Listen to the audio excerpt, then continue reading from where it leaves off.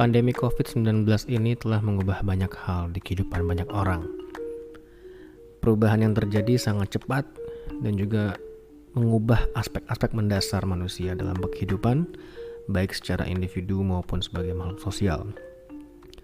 Salah satu perubahan yang terjadi itu ada di dunia pendidikan, ya, di mana mendadak tiba-tiba harus dilakukan jarak jauh gitu ya, terlepas dari kesiapan infrastruktur ataupun kemampuan guru dan murid dalam menggunakan teknologi informasi dan komunikasi. Dunia kerja juga merasakan perubahan yang mendadak gitu ya, karena tiba-tiba harus kerja dari rumah.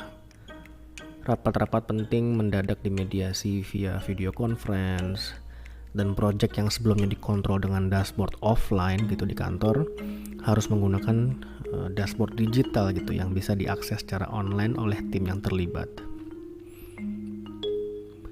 Mungkin buat yang bekerja di kota-kota besar, adaptasi ke online itu tidak terlalu sulit. Tapi bayangin buat mereka yang tinggal di luar kota besar gitu, di mana kesiapan infrastruktur ICT-nya bisa jadi jauh dari mumpuni gitu, dan kemungkinan ini akan sulit gitu perubahan itu terjadi. Dan tidak hanya di dunia pendidikan dan dunia kerja, COVID-19 pun juga mengubah perilaku orang dalam mengkonsumsi produk ataupun jasa. Hal ini tentu menjadi perhatian gue ya, karena sudah pasti ini berpengaruh bagi gue, ya kita semua lah yang berprofesi sebagai strategic planner dalam memberikan rekomendasi, ide pemasaran atau ide komunikasi kepada klien. COVID-19 definitely change people lifestyle gitu. The latest survey of Jakpat mengatakan bahwa 7 dari 10 orang terpengaruh gaya hidupnya. Setidaknya ada 4 poin perubahan signifikan yang disampaikan oleh Jakpat terkait gaya hidup gitu selama pandemi COVID-19. Pertama adalah yaitu kepedulian terhadap personal hygiene. Kedua, peningkatan aktivitas online. 3, kesadaran akan kesehatan. Dan yang keempat adalah munculnya skill baru di kehidupan konsumen. Kita mulai dengan yang pertama, yaitu concern pada personal hygiene. Ya, ini perubahan yang paling signifikan gitu, yang paling tinggi, di mana 91% dari 1.100 lebih responden yang terlibat dalam survei Jakpat ini merasakan perubahan ini gitu ya. Nah, Jakpat ini menjelaskan personal hygiene ini terkait perilaku seperti mencuci tangan, menjaga kebersihan diri, kebersihan rumah, membawa hand sanitizer, dan membersihkan barang-barang dengan disinfektan gitu. Dan pada realitanya berdasarkan observasi, ada orang-orang yang over the top juga soal personal hygiene ini. Ya, for example is my parent-in-law ya, itu bahkan sampai melakukan money laundering gitu, literal ya alias uang itu dicuci gitu. Jadi habis dipakai keluar atau habis belanja, uang itu dicuci, dikasih sabun gitu ya, terus dijemur gitu. Dan orang yang tadinya jarang mandi sekarang jadi rajin mandi gitu, habis keluar rumah balik langsung mandi. Brand sabun, sampo pasti panen raya nih di masa pandemik ini. Nah, pertanyaannya, apakah setelah pandemik ini berakhir, which yang kita nggak tahu kapan ya. Ya, asumsi gue sih perilaku seperti ini akan tetap ada gitu ya, walaupun tidak se-ekstrim ketika pandemi. Item-item seperti masker, hand sanitizer mungkin sudah jadi bagian yang tidak terpisahkan gitu ya, karena edukasi yang terjadi di pandemik ini sangat efektif gitu. Nah, mungkin barang-barang substitusinya nanti ke depan juga punya potensi menjadi bagian gaya hidup. Perubahan berikutnya adalah soal meningkatnya perilaku online. Oke. 83% responden merasakan ini, dan ya menurut saya sih sudah pasti terjadi ya, karena aktivitas sosial masyarakat sekarang bisa berlangsung ya karena mediasi via online gitu. Tidak hanya interaksi sosial, tapi juga kegiatan seperti entertainment, shopping, kerja, sekolah, reuni, nikahan, gitu, acara ulang tahun, seminar, kolaborasi antar kreator, musisi gitu ya, pameran, itu semuanya dilakukan online gitu. Layanan-layanan streaming jelas panen ya, terutama YouTube dan Netflix. Drama Korea jadi cultural product on the spotlight. Transaksi online pun juga meningkat gitu. Bahkan ada survei dari DBS yang menyatakan bahwa belanja melalui e-commerce itu meningkat 3 kali lipat dari sebelumnya ya.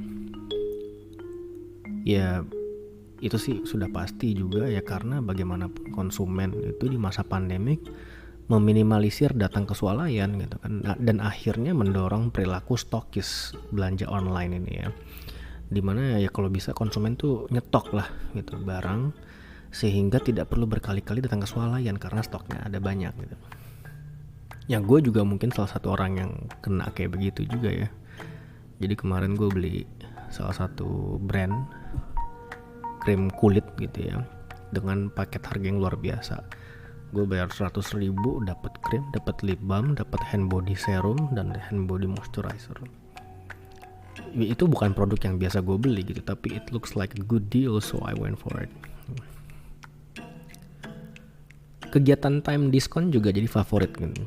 Bokap gue ini salah satu contoh gitu ya, yang kecanduan time diskon gitu. Jadi bayangin bokap gue nih baru jadi pengguna Tokopedia itu di bulan Maret 2020. Tapi di bulan Desember 2020 itu dia sudah menjadi diamond member dari Tokopedia gitu. Jadi karir belanjanya sangat impresif gitu. Jadi hampir setiap hari belanjaan online bokap gue itu mulai dari makanan, perkakas, barang elektronik itu diantar ke rumah tiap hari gitu. Dan kurir yang nganterin juga sampai kenal gitu. Dan selain itu layanan food delivery via aplikasi juga meningkat. Restoran-restoran shift dari dine-in service jadi online service. Restoran hotel juga demikian gitu ya. Bahkan hotel jelas lebih terpukul habis gitu ya. Okupansi hotel tuh bisa dari ratusan kamar hanya terisi 1 sampai 7 kamar. Dampak ekonominya buruk banget gitu. Jadi layanan-layanan online ini meningkat semua gitu ya. Ya gue sebagai salah satu pengajar di salah satu universitas juga akhirnya mengeksplor berbagai layanan online yang tersedia agar kegiatan mengajar gue secara online tuh lancar gitu. Datanya aman dan tidak perlu switching aplikasi terlalu banyak gitu. Jadi yang bisa memfacilitate all the activity within one apps gitu. Nah, pertanyaannya adalah apakah perilaku mediasi online ini dan kebergantungan kita pada layanan online ini akan berlangsung pasca pandemi? Ya asumsi gue sih ya akan bertahan gitu ya. Meskipun nanti di dunia pendidikan ataupun dunia kerja ini akan jadi kombinasi gitu ya dengan kegiatan offline-nya gitu ya. Karena tidak bisa dipungkiri juga banyak banget gitu ya, orang udah ingin segera kembali ke kantor gitu, ke kampus kembali untuk bekerja langsung, berkumpul bersama gitu. Udah pengen banget gitu. Tapi tetap kombinasinya nanti ada gitu. Bahkan kalau nggak salah di kampus itu nantinya 50% online, 50% offline gitu ya. Nah buat brand apa nih gitu ya. Ya jadi menurut gue ya brand itu kedepannya please segera siapkan gitu ya infrastruktur digitalnya, karena people are getting more digitized dan arahnya sudah ke sana. Nah perubahan yang ketiga adalah kesadaran akan kesehatan ya. Jadi kesadaran akan kesehatan nih meningkat sekali gini ya, selama pandemik. 64% setidaknya orang merasakan ini ya dari survei Jakpat. Jadi orang yang tadinya tidak pernah yoga jadi ikutan yoga. Orang yang tadinya tidak sepedahan jadi ikutan sepedahan. Entah terbawa karena kebutuhan kesehatan gitu atau karena terdorong animo trendingnya Brompton gitu. Tiba-tiba saja gitu orang-orang jadi bersepeda gitu kan. Ada survei dari iPrice yang mengatakan bahwa selama periode Februari sampai Maret 2020 pencarian di Google dengan kata kunci sepeda Polygon itu meningkat sebanyak 1036%. Gila kan ya. Itu buktinya bahwa bersepeda itu lagi trending di awal pandemik. Dan itu juga bukti bahwa although Bromptons are made from UK for brand-minded Indonesian consumers, but most Indonesians still choose Polygon. Sorry penonton. Anyway, jadi intinya adalah kesadaran untuk menjaga kesehatan itu meningkat gitu ya. Terlepas itu terbawa tren atau memang itu kesadaran fundamental dari diri sendiri, tapi yang jelas itu bagus gitu ya. Dan perubahannya arahnya ke sana gitu. Selain itu konsumsi vitamin dan suplemen pun juga meningkat drastis gitu. Ya mungkin nanti yang tadinya anti vaksin jadi pro vaksin. Well, who knows. So, apakah health concern ini akan terus berlangsung? Jelas kalau itu. Tren ini sebenarnya udah dibicarakan 1 dekade terakhir di Indonesia, walaupun jumlahnya masih sedikit gitu ya waktu itu. Dan pandemik ini jelas jadi booster gitu, jadi semacam pendorong perubahan ini jadi cepat terjadi gitu ya. Jadi consumer brands dengan health attribute definitely mendapatkan amunisi. Yang terakhir adalah ya, meskipun jumlahnya kurang dari 50%, yaitu 46% responden dari survei Jakpat ini menyatakan bahwa selama pandemik ini mereka menambah skill baru gitu. Dan memang berdasarkan observasi gue sendiri juga hal ini memang benar apa adanya gitu ya. Sebut saja segmen working moms gitu ya. Selama pandemik ini mungkin segmen ini adalah segmen yang paling repot gitu.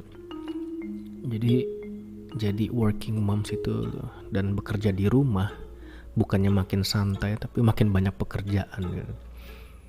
Tapi terlepas dari banyaknya pekerjaan di rumah, ya mereka juga sadar gitu ya bahwa ternyata waktu yang bisa digunakan untuk diri sendiri itu banyak juga gitu ya.